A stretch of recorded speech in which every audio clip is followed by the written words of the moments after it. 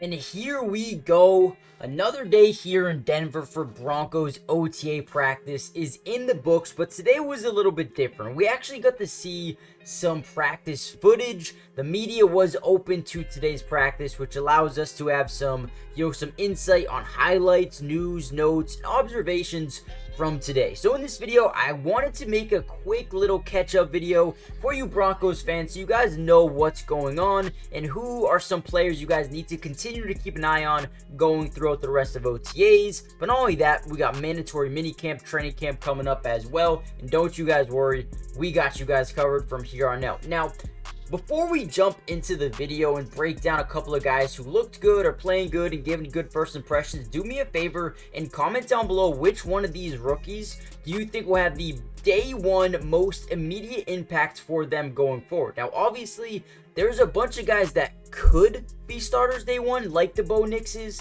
like the Troy Franklins, even the Jonah Ellises, right? Or the Chris Abrams drain, right? Those guys could be starters. I don't think most of them won't be. But who do you think out of this rookie class could have the most day one impact on this team? And with that being said, let's get into the video. So one of the major things that Sean Payton is trying to do with this quarterback room, because you have the Bo Nix, you have the Zach Wilson, you have the Jarrett Stidham. The one thing he's really trying to do and accomplish is getting all of these guys similar reps. So one day you're gonna have Jarrett Stidham go with the starters, roll with Marvin Mims, roll with Josh Reynolds, roll with Cortland Sutton, right? Other days you're gonna have Zach Wilson be the starter. He's gonna get the main reps, right? Because in Sean Payton's eyes, there's two brand new quarterbacks here.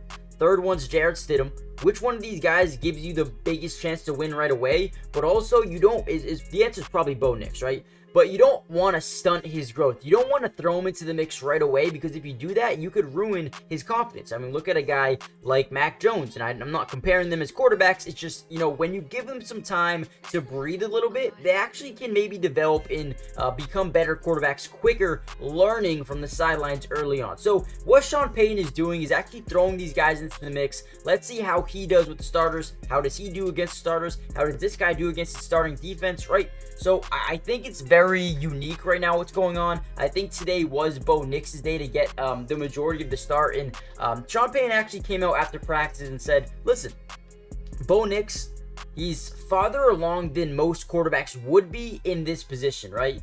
He's picking up the offense really, really well, and they just want to continue to see Bo Nix get better and better. He also said Zach Wilson looks good so far, right? Obviously not the best, but still needs to learn the playbook, get involved, build chemistry. So both these quarterbacks are guys you need to look at and just be like, listen, it's going to take some time, but eventually they're going to be here and they're going to make some noise. So that's one thing I'm really, really excited about.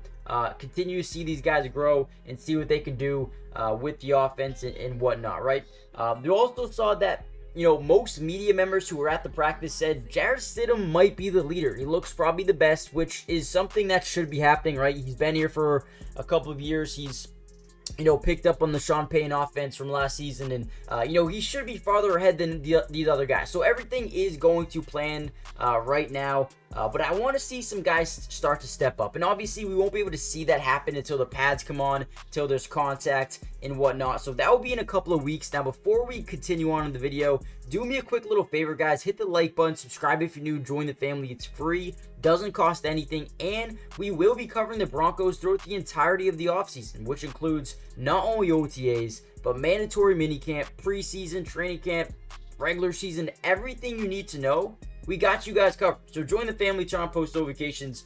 With that being said, let's dive into a little bit more about what's going on here in Denver. Now, they do want Greg Dulcich back as soon as possible. Dealt with some hamstring issues. And another season was derailed by injury once again last year. So they're waiting for him to get back. They do expect him to be back at some point soon. So that is definitely some big time news that the Denver Broncos got. And then the cornerback room is something that interests me the most. Obviously, you have Levi Wallace, Pat Surtain, but then who steps up behind those guys? You bring in a 5th round draft pick and Chris Abrams drain, but also Jaquan McMillan was a guy last year who played really good when given the opportunity. I wouldn't be surprised at all if he comes in right away this season, earns that nickel, that slot corner job, and keeps it for the entirety of the season.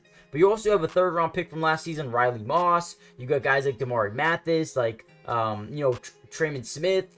So there are guys there who are going to be able to compete for a job, but who's going to stand out the most, right? So I think that's a big question going into the rest of camp and whatnot. And is the connection from Troy Franklin to Bo Nix really going to, make its case in OTAs and training camp? That's something that I want to see as well. Troy Franklin is a guy who went a little bit later in the draft than I thought he would, but is already making big impressions with this team. Already has that great bond with Bo Nix, so I want to continue to see him progress. He's showing promise, and that's definitely something you guys need to look forward to, is Troy Franklin, and the silver lining that he will be able to come in here and maybe even play a day one role on this offense, depending on who they want to start with, the Marvin Mims, Josh Reynolds, and the Cortland Suttons. But after that, you have Tim Patrick, Troy Franklin, Lil Jordan Humphrey. So there are some guys they do like. Well, we're going to have to continue to see how these guys do in practice. So hit the like button, subscribe if you're new, join the family, and I'll see you guys in the next Broncos update. Hopefully it's soon. Peace.